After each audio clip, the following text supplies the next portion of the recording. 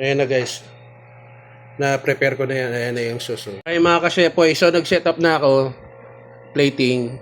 Ano na lang ito. Dahon ng sibuyas. Ping ping ping. May pagkain kayo, sabayan nyo ako. Kain tayo. Hey, Sirship is back. At nandito tayo ngayon sa bahay. Samahan nyo ako, magluluto tayo, backyard cooking. Sigurado magugustuhan nyo. Easy recipe lang to. Let's go. Pakita ko sa inyo yung ilan sa mga ingredients. Yung iba pinaluto ko na kay Kuya Mar para madali itong video natin.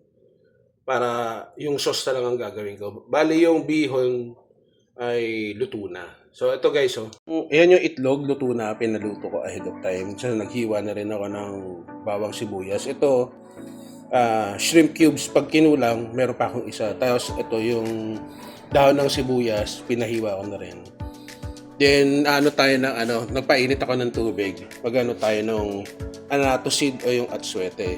Ito na guys, Ayan. So, extract lang natin yung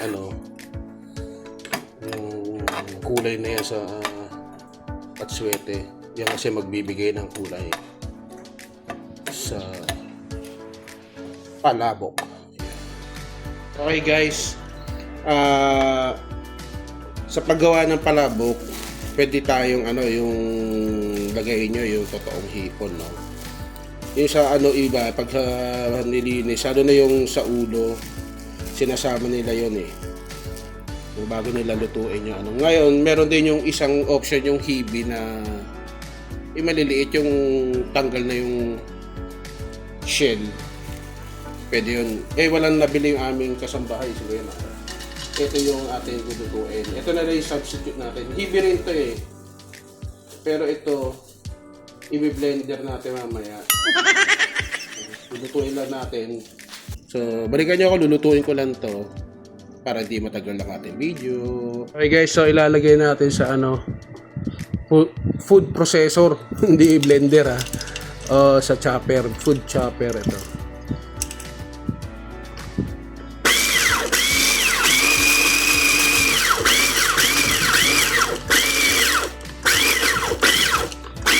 Pinuhin natin ito guys hanggang sa isasama natin ito sa palabok sauce.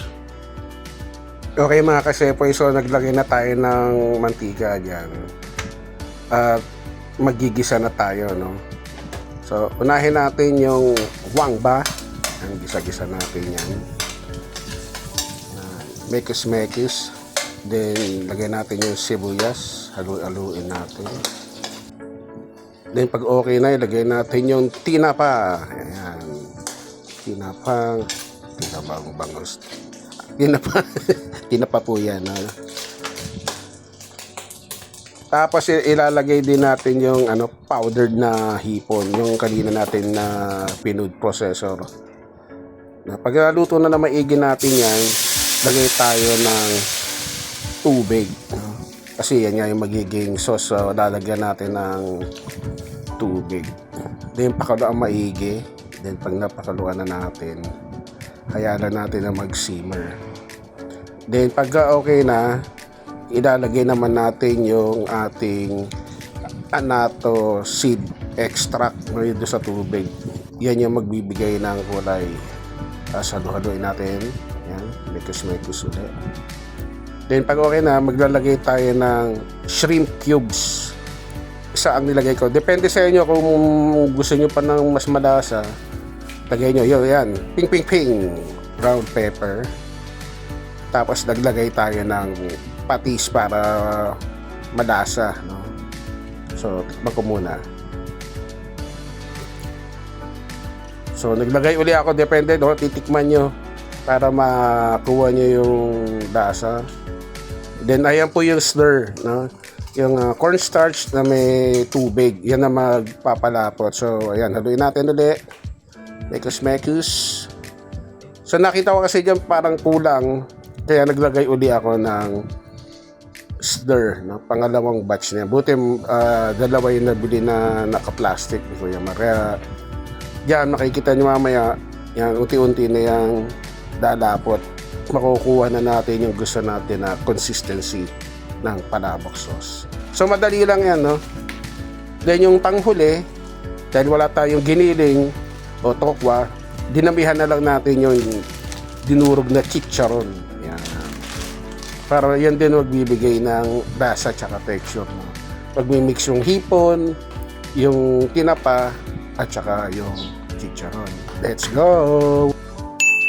Okay guys, so nandito na tayo sa loob. Papakita ko sa inyo bago ako mag-set up, mag-plating tayo. Ayan na guys, na-prepare ko na yung sauce. Simpleng ano lang yan, ingredients. No? Okay mga ka-shepoy, so nag-set up na ako, plating, ano na lang ito, dahon ng sibuyas, ping. Yeah! Let's eat! Okay guys, so samahan nyo ako, pasalamat tayo. Panginoon, maraming salamat po sa pagkain ito. Basbasan mo, in Jesus' name, Amen. So tara, let's lapha! Okay mga ka-shepoy, POV muna, ikitin ko kayo. So nag-ready na rin ako, nakapabili ako kay Kuya Marty. Ito, kalamansi. Ano tayo? First bite. Pag kunulan na sauce, lagyan natin na rin. So easy recipe lang daw guys. Pwede rin lagyan nyo ng tokwa kung walang giniling. Haba. First bite.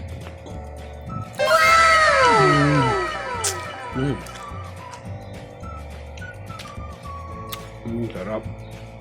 Guys. So ito, lumasag. Kasi dun sa, tinapa, no? At saka mali. So, nahulog yung itlog. Tara. Wow!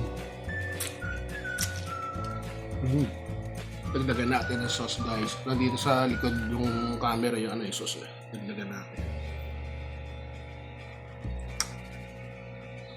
Ayan. Kung may pagkain kayo, sabayan nyo ako. Kain tayo.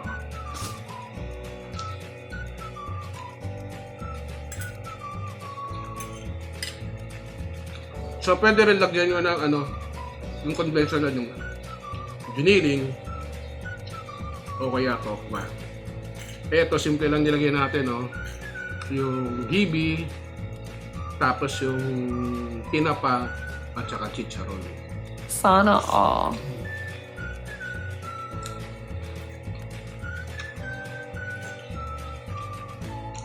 Okay guys, kung bago ko ubusin to, sa mga hindi pa nagsasubscribe, please subscribe. At itong luto trip natin, backyard cooking, kung nagustuhan nyo, palike. At kung gusto nyo bumati, no, or shout out, just comment down below. At sa mga magsasubscribe, please hit the notification bell. Dagay nyo sa all para bisyo kayo ng YouTube pag meron tayong chibog trip sa labas, mag food review, at saka dito ulit sa bahay, backyard cooking. Bye!